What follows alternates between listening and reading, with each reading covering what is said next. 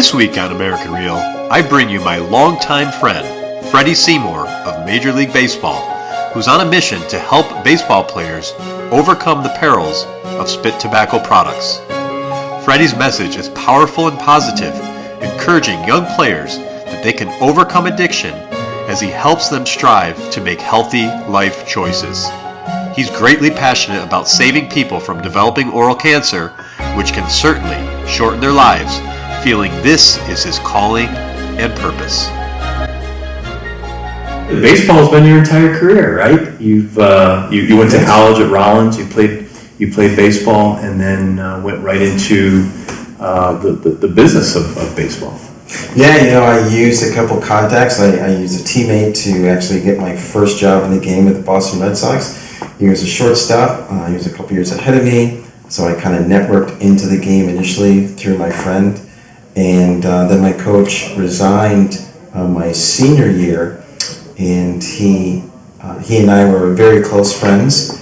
And then when he took over as the field coordinator for the Cleveland Indians organization, it was kind of a natural kind of in for me, and he opened up the door for me to interview with the Indians, and I worked there for a couple seasons in baseball operations, first in scouting, then player development and video coaching. And I don't know if I ever told you this, but you are one of my favorite people in the whole world.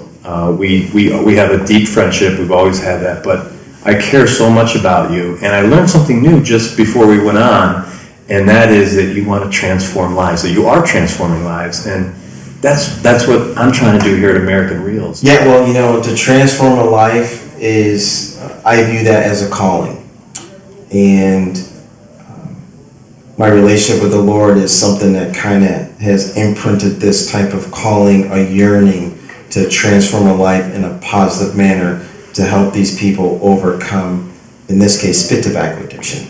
I'm a firm believer that there are many other societal factors that go into spit tobacco usage, which can definitely lead to addiction. So if we talk about like tobacco companies spending, billions of dollars every year on the promotion and advertising of their products, we need to talk about the socioeconomic situations of a young child. You need to talk about geographically, where did he grow up?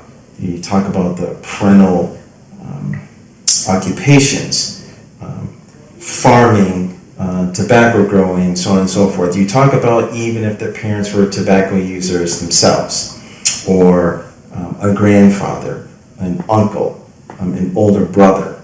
And that's what I call generational usage. And I am here to do my best to put a stop to the generational usage. I think most of the people that use spit tobacco were hoodwinked into the usage. Like if I held up a tin of dip and said, this is going to lead to addiction. This can shorten your lifespan. Should you be diagnosed with an oral cancer within a 5-year period, the mortality rate is close to 50%. And that's why the mortality rate is so high. You catch it late, and then there's like mass destruction kind of going on. And I tell people that it is a very destructive and possibly devastating practice. Destructive because spit tobacco can destroy your oral cavity, and devastating because it could lead to premature death. And I had a little bit of talent in the area of athletics, and I just so chose to play baseball. And I don't think that was not by design by the Lord to give me that opportunity and to kind of bless me with the ability to connect with people in a loving fashion, in a non-judgmental way, so they don't feel alienated by the words that I'm imparting upon them, the knowledge that I'm imparting upon them. I went to college to go into child psychology. That's what I really wanted to be. And then I was watching how my teammates, my friends, if you will, were reacting to failure and success on the field. And I just observed them. I watched how they handled it. Like my best friend on the team, if he didn't knock in a run with less than 2 outs, we'd get back home and he wouldn't eat. And I would look at him like, gosh, man, you have a really high expectation to succeed every single time you're at the plate, which is a wonderful expectation. I have the same type of expectation. I know I can't save everyone's life. I know I'm not going to be able to reach everyone and free them from the bondage of addiction. However, I'm going to try. That calling gives me that energy to fight for something like that every single time. I have the same vigor and passion to try to help someone overcome spit tobacco addiction every single day. Let's talk about that program. Could you give us some details around it and why or how you feel it can help change someone's mindset to give them the strength to quit? Well, I don't have a PhD in like an addiction counseling.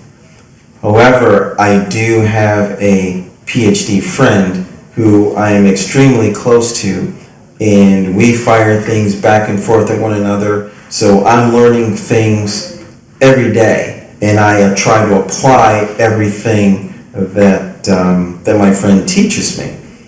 Because I believe in our product, I believe in our mission, I believe in our mutual desire to positively affect lives. Day in and day out, I pray about how can I affect someone's life in a positive fashion where they don't feel judged, embarrassed, or ashamed by what I'm trying to present to them. I don't want people to run away from me. I want them to run to me.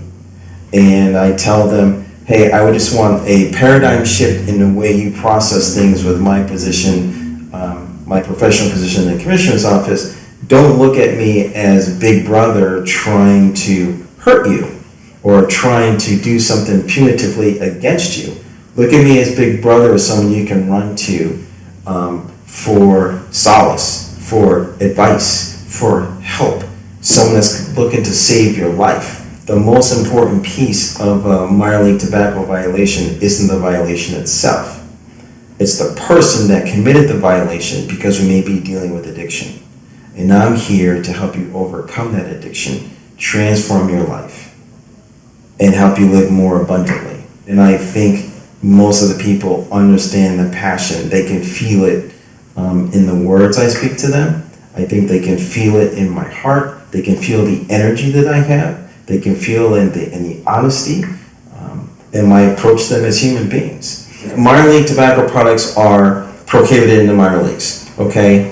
So I didn't want to have a strictly punitive program.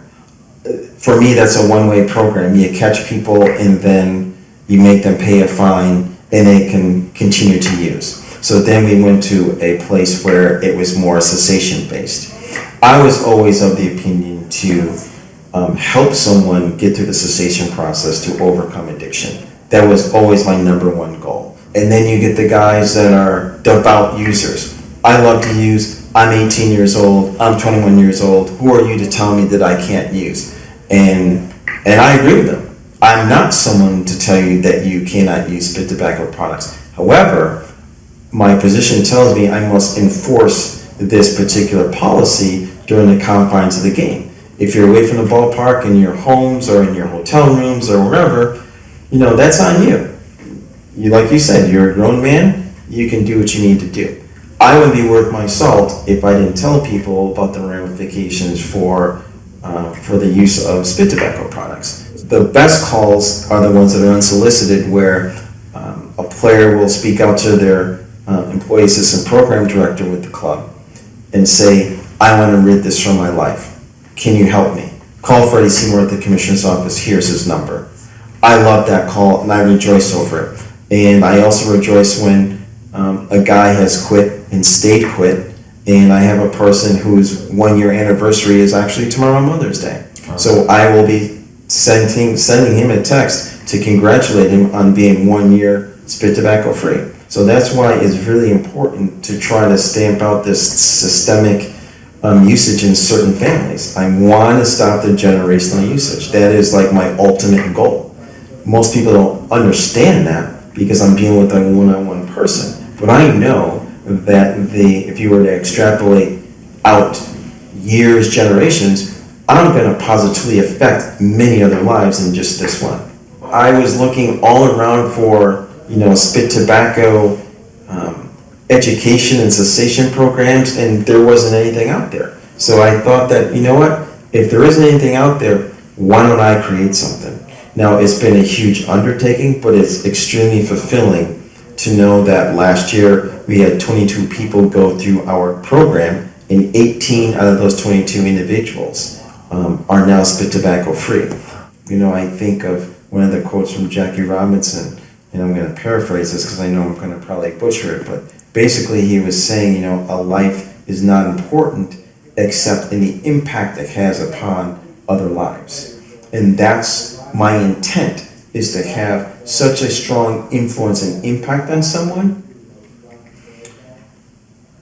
that I take it extremely seriously every single opportunity that I have to change someone's life. That is what I see. That is what I feel. That is the conviction that I'm sure everyone feels when they speak to me on this particular topic, or basically anything else. I really try to invest myself in others. Through the education program and cessation program, I'm going to try to put a damper on people isolating themselves or feeling judged by using. I want them to feel comfortable, like, hey, it's okay to have this addiction because you are hoodwinked into the usage of it. Now I'm here to try to help you overcome it. So if we can systemically knock out the usage where it's like a passe type of thing. That program that Seymour started is more than a legacy piece. It's more of, gosh, we did something to positively affect not this one guy, but future generations. I have an addiction. I would like to quit, but I don't know how. I don't know where to go. And I never want any of our guys, especially in the minor leagues, to ever feel that way. Like, I'd like to be that person to, again, create the positive change in their life, transform that life, and have them see and feel the jubilation of overcoming an addiction that they've had for like maybe a decade in some cases. Like, I want them to have that same feeling when they're having a child, or walking across that stage when they receive that college diploma, or any type of accolade. You know, I want them to feel how I feel every day when someone says, I need help, can you help me? Or, Freddie, I've been quit for X amount of time.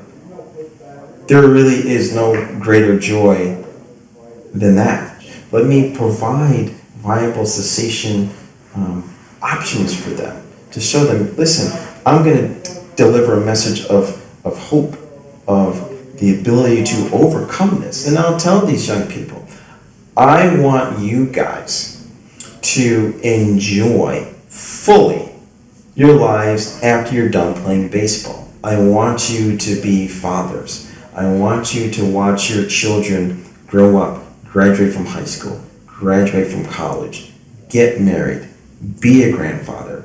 I don't want them to miss out on that. I don't want you to miss out on that. I still want moms and dads to still have their sons. I want wives to still be able to live with their husbands. I want children to be able to live a full life having their fathers in their lives.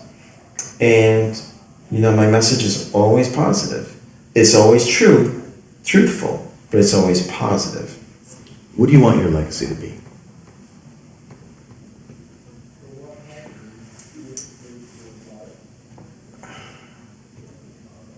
A man that brought light, life, and love to every room he walked into, every relationship that he had.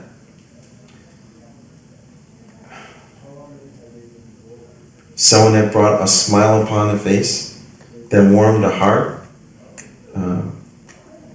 that just created joy. When you think about, man, that was Freddie Seymour, that's what he stood for, that's what he was all about. Strong faith in the Lord, strong relationship with Him, and it spilled over into his everyday life and actions. I think that's a pretty good life if I'm able to do that.